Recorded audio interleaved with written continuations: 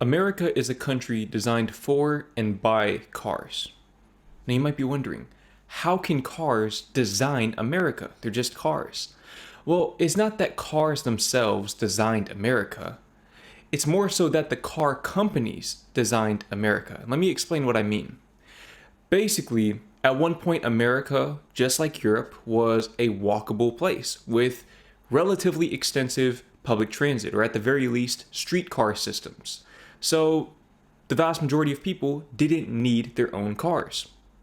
But sometime between 1900 and now, I don't know when it was because I wasn't alive, but sometime between 1900 and now, car companies and oil companies lobbied politicians to pass legislation that would encourage suburban sprawl in lieu of dense urban development, which would consequently create more walkable environments and allow people to survive and thrive without their own personal cars.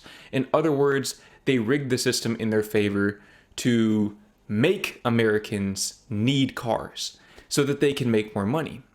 And one of the biggest culprits was GM, General Motors, which is an American car company. Now, the reason why I'm telling you this is because I find it very ironic that America is perhaps the most car-dependent developed nation on the planet, and yet it produces some of the worst cars.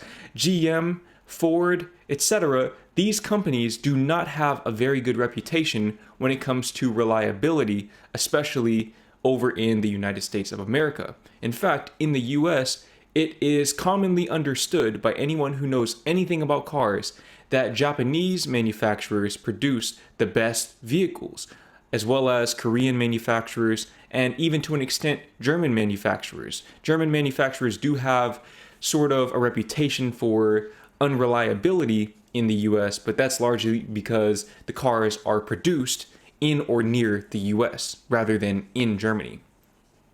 Now, again, this is very, very ironic, and I'm very curious to know why this is the case. Why are American cars so much worse than their foreign counterparts?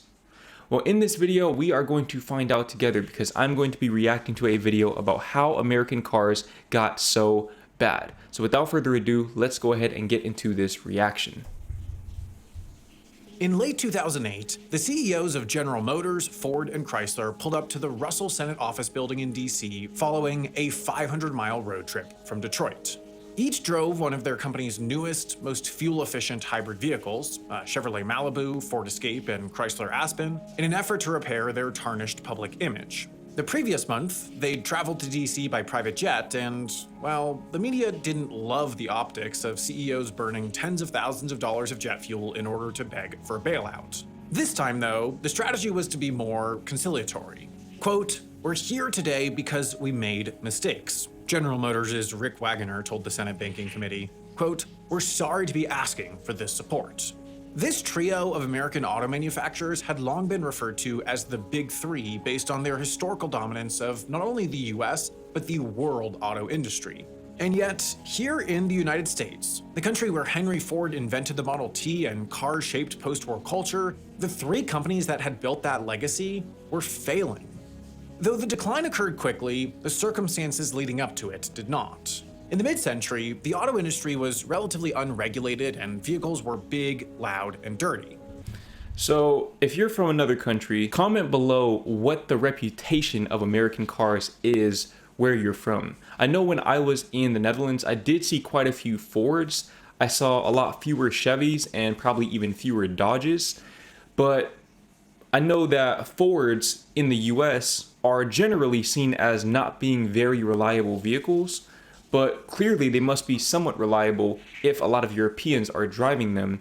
That said, perhaps it's the fact that in Europe people favor the manual transmissions, and it could be that Ford has an issue with their transmission specifically, which is pretty much counteracted by having a manual transmission. I could be wrong about all of this. I'm just spitballing ideas because I genuinely don't know, but comment below what the reputation is.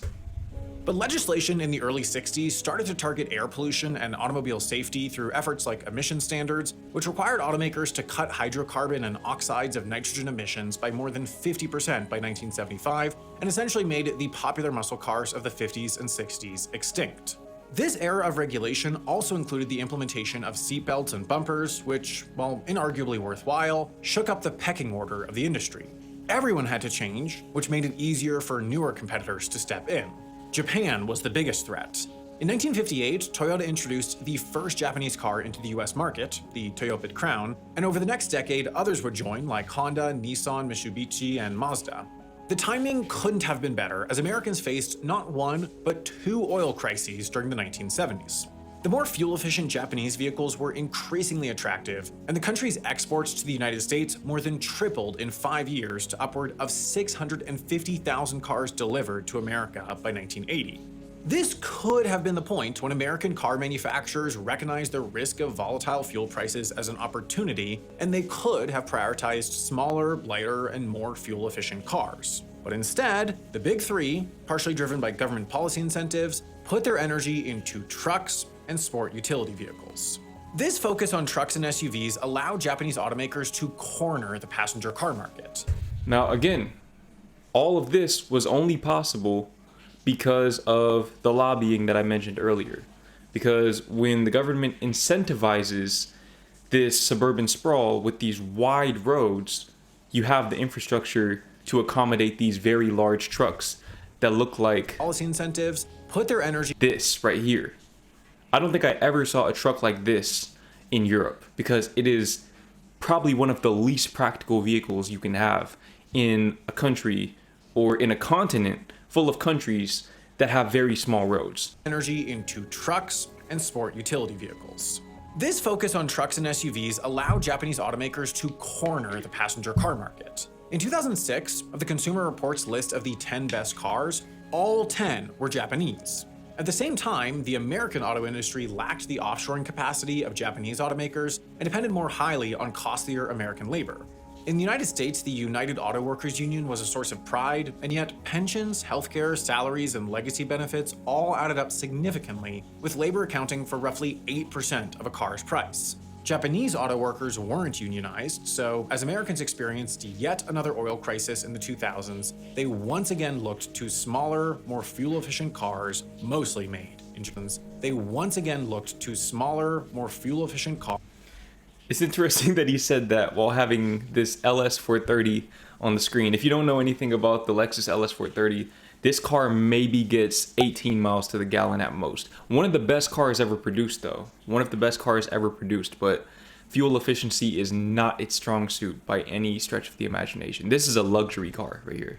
Cars mostly made in Japan. American auto manufacturing figures continued to decline, dropping by nearly 50% compared to just a decade earlier.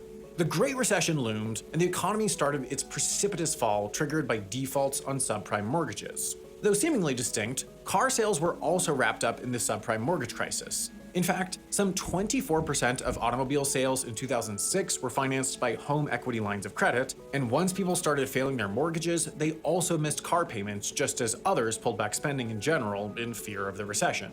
Panic gripped the Big Three as the threat of bankruptcy increased, so they formed an argument that their failure would be a problem not just for Detroit, but for America. The companies asserted that the crumbling of the American auto industry could ripple across all parts of the American economy and beyond, endangering supply chains and dealer networks beyond their own. They testified in front of Congress saying as much and requesting billions after disclosing they'd burnt through $18 billion in lines of credit. Senators were skeptical. A vote on a version of the bailout failed, but eventually, as the risks of bankruptcy grew ever more concrete, President Bush went around the legislative branch and approved $17 billion in immediate funds, with more to follow once Obama took office. If they had never lobbied politicians to get rid of public transit in the first place, or to at least minimize the impact of public transit in the first place, none of this probably happens. Maybe the housing bubble and all of that happens, but in terms of the car market, I don't think it gets nearly as affected because people would be able to take public transit. With the bailouts came change. Given a lifeline by the federal government, GM literally became a new company as the General Motors of old went into bankruptcy, became the Motors Liquidation Company, and sold its valuable assets and name over to the new government-backed GM. To get back into fighting shape, this new company shed. It shut down the Hummer, Saturn, and Pontiac brands and sold Saab within a year. It cut down its plants, it cut a third of its employees in the US, 35% of its American executives, and it vowed to maximize efficiency with its trucks and to begin to build the cheaper, fuel-efficient cars of the future. The new Chrysler followed a similar strategy. It'd lean into the brands that worked, Dodge, Jeep, Ram, Chrysler. It'd make the suddenly in-demand sedans better, and it'd lean on the expertise of its new partner, Italian manufacturer Fiat, to overhaul its light passenger vehicles. Even Ford, able to narrowly escape financial ruin without federal funds, signaled that it was pivoting. It had rid itself of luxury brands like Aston Martin, Land Rover, and Jaguar in the years leading up to the recession. This, along with the development of the Fusion, Focus, and bringing along the Fiesta, put Ford in a position to lead what seemed like a quickly transitioning American automotive sector. Taken together, America's Big Three had been punished for pursuing strategies stuck in the past and were now vowing to figure out the smaller, fuel-efficient cars of the future. Or so it seemed. Fast forward 10 years after the world hailed Ford as the future Ford company so proactive it was able to outmaneuver the recession, and you find a very different company. A car company telling the world it would no longer be making cars. Maybe it's for the better, honestly, because I will say in around 2012, my parents got two brand new Ford Fiestas, and they thought they got an amazing deal on them at the time.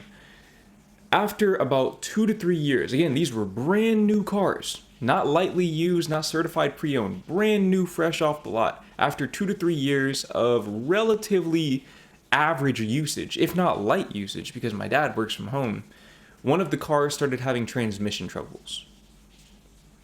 Seems like Ford's not particularly good at making cars, at least automatic cars. In 2018, Ford announced that it was getting out of the business of manufacturing or selling any passenger cars beyond the Mustang in the American market. No more Fusions or Fiestas, no more Focus. In just a decade, a 180, and one that seemed inevitable within the company given lagging sales and build issues. They weren't the first of the domestic giants to make the pivot either. Chrysler made the move in 2016 when it announced that it would be ending the production of the Dodge Dart and Chrysler 200, the brand's two economical sedans, and only continuing the production of the muscular Challenger and the comparatively luxurious Chrysler 300. GM likewise followed suit. By the 2020s, it had announced the end of the production of the Chevy Impala, Cruze, Volt, and Malibu, the Cadillac CT6 and XTS, and the Buick LaCrosse. Within a decade of nearly bleeding out on account of a lack of intentional adjustments for the future of the car market that seemed green, economical, and small, America's Big Three had all but stopped making cars for the American market entirely. In an era that experts refer to as perhaps the most disruptive decade in a century of automobile manufacturing, it was then telling that the Big Three all announced that in the wake of cars, they'd now be again focusing on SUVs and trucks. Now, on the surface, such a move makes sense, as the demand for SUVs and light trucks in the US has appeared insatiable since the Great Recession. But that demand is rather artificial in nature. Auto bailouts may have saved jobs, restructured C-suites, gave core American companies a new lease on life, and presented a future of more reasonable and efficient American-made vehicles, but they didn't fix a critical shortcoming in the American car market: the definition as to what exactly counts as a car. This is a graph of the share of total light vehicle sales between passenger cars and light trucks. Nearing 80% in recent years, the share of light trucks in the US has hit a truly absurd number. But this number becomes easier to fathom once one considers what is actually labeled a truck. This, for example, by definition, is a truck, as is this and this. And that's thanks to legislation dating back to the 1970s. With the energy crisis of the 70s came a push to mandate better fuel efficiency. With that mandate came the corporate average fuel economy standards, which allowed the National Highway Traffic Safety Administration to set fuel efficiency mile per gallon standards on passenger cars. Before he goes any further, and it seems like he's going to further elaborate on why Americans seemingly demand trucks and SUVs, I think a big part of the reason why is that psychological desire for social validation. People want validation, and in America, having a truck, especially a newer, nicer truck, a Ford F-150, for example, with all of the premium trims and maybe even on a lift kit, or the new Cadillac Escalade, Chevy Suburban, etc. Those are status-inducing vehicles. Those are cars that if you get them, you feel like you have a leg up on your neighbors. Most people who have these types of vehicles will never actually come even close to utilizing the vehicles in the way they are intended to be used, especially trucks. In doing so, there needed to be a definition as to what was a passenger car and what was not. So came this definition for a light truck: 6,000 pounds or less, designed to transport property or people, or generally designed to work off-road. These qualities, especially the latter, are all pretty nebulous in nature. Aside from weight, they simply don't exist in black and white. But the ability to match these qualifiers comes with an advantage: a lower required miles per gallon. These lagging fuel efficiency requirements are the bedrock of what's referred to as the SUV loophole. But building on that, another component of this loophole has to do with the 1964 chicken tax, legislation that puts a retaliatory tariff of 25% on trucks manufactured abroad. Another legal particularity that has made trucks, and therefore SUVs, a safe bet for domestic automotive manufacturers. Now, over the years, foreign automotives have adapted. Toyota makes trucks here, Honda makes its SUVs here, and Hyundai here. But the chicken tax presents further justification for domestic manufacturers to build SUVs, as their competition is hamstrung by the fact that they too have to employ American workers to build SUVs that effectively count as trucks in the US. While not a loophole, a final justification as to why the big three have turned their businesses back to trucks and increasingly only trucks is the fact that the profit margins are just better. There isn't much of a difference from sedans in terms of labor requirements. While they're bigger, the additional material is negligible. But because they're so advantaged through the SUV loophole, domestic manufacturers have spent decades marketing high-yielding SUVs and trucks as safer, more reliable, more capable, and just plain necessary for every and all Americans, urban or rural, blue or white collar. Keyword there, marketing. This idea that, hey, if you get in a car accident and you're driving a Chevy Suburban and they're driving a Ford Fiesta, you're going to come out on top. And while that might technically be true because, well, physics, generally the better solution is to just not get in a car accident by driving better, which is another issue that America needs to solve. You see, America has this backwards way of thinking where instead of trying to solve the root issues, they try to solve the issues at a personal level by simply insulating themselves from the issue. So instead of trying to fix the roads, they say, let's get a truck like this that insulates me from the bumps, from the potholes in the road. Whereas it'd be a lot more efficient and simple to pay a little extra in taxes to just fix the roads. And then you wouldn't have to worry about that. Or to make the requirements for driving school a little more stringent so that you don't have to worry about getting a big truck like this so that you'll win in the event of an accident. Because when you get in an accident, nobody wins. Just my 2 cents. While Big Three executives will mention high demand for light trucks as the reason they've given up on cars, their strategy and marketing created that very demand. With this focus, the Big Three ceded market share and today only comprise 40% of the US industries, a far cry from their glory days. But part of their disinterest in competing in the car market has to do with the fact that they're no longer very good at it. Consumers just don't trust US automakers. In 2024, Chrysler, Ford, and GM initiated the first, second, and fourth most recalls amongst car brands in the US, respectively. In 2025, no Detroit brand cracked the top 10 in consumer. I just thought of something as well. So aside from the fact that BMW and Mercedes are produced closer to the US, I think some of them are produced in Mexico actually, yet they're marketed as German cars. I think a big part of the reason why you see so many more recalls and you have this reputation for lack of reliability with these cars is because in the US, we don't have the base level trims for these cars. So as a general rule of thumb, no matter what manufacturer you're getting a car from, the more luxurious the trim, the more unreliable the vehicle is going to be. Because the vehicles aren't optimized for reliability, they're optimized for innovation. So in the US, they don't have that base level what is it, Mercedes A-Class, I think? They don't have the Mercedes A-Class. I never saw any of those until I went to Europe. I think it starts at CLA 250. That's the lowest trim you can get for Mercedes. And then BMW, maybe a 2 Series. You're not going to get anything below that. And everything's going to come with all of the specs, all of the tech. So I think that's a big part of why you see this, because I know with BMW, their recent engines have been a lot more reliable. It's the technology in the car that tends to fail first. I don't know if that's also the case with Mercedes, but it's fair to assume it is. So I think that's a big part of why you see that. Now, the thing is, Ford and Chrysler, they don't have a lot of that tech. They don't have a lot of that innovative technology in their cars. So this right here is just engine trouble, transmission trouble, etc. Recalls amongst car brands in the US, respectively. In 2025, no Detroit brand cracked the top 10 in Consumer Reports auto reliability rankings. And only one time has a big 3 brand, Buick, cracked the top 11 in the last 3 years. See, this is what I mean. You can see BMW is in the top 10 for reliability, but it was also in the top 5 for recalls. So again, I think a lot of that is just the tech in the cars, but the actual engines and whatnot are very reliable, to my knowledge at least. Beyond rankings and recall statistics, there's been some reputational black eyes along the way too. While far smaller in scale, Chrysler, like Volkswagen, found itself embroiled in an emissions testing scandal in the 2010s. Certain Jeeps and Ram trucks built from 2014 and 2016 were found to be violating emission standards, even though they had passed lab tests before hitting the market. This resulted in over $1 billion in settlements and fees for Fiat Chrysler, and eventually a guilty plea to a criminal conspiracy to cheat emission testing.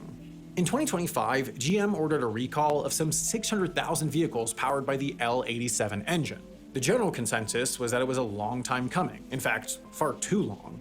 For 6 years, consumers have been registering complaints about the massive 6.2-liter V8 that powers Suburbans, Tahoes, Silverados, Escalades, Sierras, Yukons, and any other big GM vehicle, completely and catastrophically failing within 100,000 miles of ownership. GM looked into it internally in 2022, 23, and 24, but nothing came of those investigations. Not until the NHTSA got involved did it come to light that certain crankshaft, connecting rod, and engine bearing malfunctions were common across some 28,000 registered complaints. And more troubling, some 12 crashes and injuries along with 42 fires were potentially associated with these engine problems. But these cars are marketed as safe. Ridiculous. And not only that, but I mentioned earlier that my parents, they had the Ford Fiestas and the transmissions failed, I'm pretty sure within 100,000 miles. Well, those cars were about $12,000 a piece, brand new, fresh off the lot. These cars right here, these are at least 50,000 each. The Escalade can definitely run over 100K. I think the Suburban approaches 100K, probably the same with the Yukon. So these are very expensive cars that are encountering some very catastrophic issues. I mean, you're talking engine or transmission failure within 100,000 miles for a car that you spent $50,000 to $100,000 on. I would be pressed. I would be absolutely livid. Did it come to light that certain crankshaft, connecting rod, and engine bearing malfunctions were common across some 28,000 registered complaints. And more troubling, some 12 crashes and injuries along with 42 fires were potentially associated with these engine problems. Across the board, the big 3 just don't make very dependable or trustworthy vehicles anymore, and increasingly, it doesn't seem like they aim to. Take Chrysler, which merged with PSA and became a part of the new Dutch automotive group Stellantis in 2021. By 2023, after some bold restructuring on the American side in brands like Jeep and Dodge, Stellantis produced a record year, turning a $20 billion profit, paying out $7.5 billion to its shareholders, and compensating its CEO with $40 million for the year. The massive year has come with cost, though. What set the stage for 2023 was a combination of price increases across its American fleet of Dodges and Jeeps, in concert with a series of factory layoffs and the closure of an entire assembly facility. The real cost of the short-term boost became apparent quickly, with factory workers going on strike, the Jeep and Dodge brands taking reputational hits as signs of corner cutting and cheap assembly became more apparent, and their new cars sitting on the lots waiting to sell for days longer and longer on average. But the strategy isn't changing. After a bumpy 2024, Stellantis went into 2025 with another round of layoffs, and while they've paused stock buyback programs, shareholders did vote to maintain shareholder dividend payouts. For some, then, Stellantis is working. It's making them money. But for someone who happens to own a Stellantis car or work in a Stellantis factory, the situation feels different. And therein lies the problem. The short-sighted business strategy of Detroit automakers has kept the Big Three afloat in a post-recession market, but it's all but ensured that they struggle to innovate, maintain any semblance of quality control, and get passed up by a host of ambitious upstarts. There are, of course, American car companies succeeding. While Detroit's Big Three have turned back to their historically tried and true, domestic manufacturers like Tesla and increasingly Rivian have helped usher in a new era of American auto innovation. Tesla has dominated electric vehicle market share in the US across the 2010s and early 2020s, and the story of its rise has been well documented. In some ways, the company built from the ground up around electric vehicles has advantages over legacy manufacturers trying to make the hasty pivot into the EV market. Rather than retrofitting and retraining, Tesla had the benefit of starting with electric as its sole focus. Much of the same can be said about Rivian in this decade with light trucks. While still very much at the front end of its rise, the company could well do for electric trucks what Tesla did for electric cars a decade prior. Unlike the legacy manufacturers trying to keep up in the EV space, neither Tesla nor Rivian had to retrofit assembly plants or business models, or deal with labor unions to accommodate what increasingly feels like the future of automotives. In this way, the efforts of the Big Three to maintain a foothold and some relevance in the EV space seems admirable, given that Chevy and Ford had the second and third highest US EV market shares at 5.7% and 5.4% respectively in 2023. But foreign EVs are pushing their way into the US too. Hyundais and Kias are eating into market share with popular and relatively affordable EVs, while Japanese manufacturers are preparing to launch US EVs like Honda's Prologue. Let me tell you something.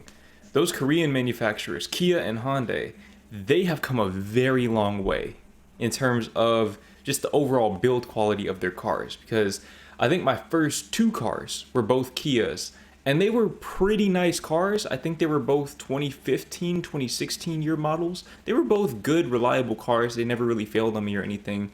But recently, when my girlfriend and I were flying here to Thailand, we had a layover in San Francisco and we rented a car for the night. And they gave us, I think it was a Hyundai Sonata, I want to say. That car was nice. It was one of the nicer cars that I've been in. And my parents, they have two newer Kias as well. And those cars are very nice on the inside. So those Korean manufacturers, they're on the come up for sure. So Ford, Chevy, GM, they're going to need to step their games up. And beyond the future, the Big Three are giving ground in the present. Take the #1 selling vehicle in the US in 2024. It was a vehicle classified as a light truck assembled in the US, but for the first time in decades, it wasn't the Ford F-150, but rather Toyota's RAV4. Perhaps it's just for a year, but it is telling that in the US, in a car category set to uniquely benefit American companies in light truck manufacturing, it is a Japanese vehicle that Americans have come to trust as a reliable, versatile, and dependable vehicle more so than any other. Whether it's in EVs then, or trucks and SUVs, the market is tightening for America's Big Three. It's interesting to see that this is the first year that a foreign car has been the most widely sold car in America because, again, for as long as I can remember, Toyota and Honda have had the reputation of being the most reliable cars you can get stateside. Maybe it's because those cars tend to cost a little more on the used car market because they're so much more reliable so they don't depreciate as much. Whereas if you just need a car and you don't really have a whole lot of money, you're just going to get the cheapest car you can get and hope that it works because you can't take public transit or ride the bus because they don't exist. But it's interesting to see that now the tides are beginning to turn and the actual data, the revenue, is starting to catch up to the reputation.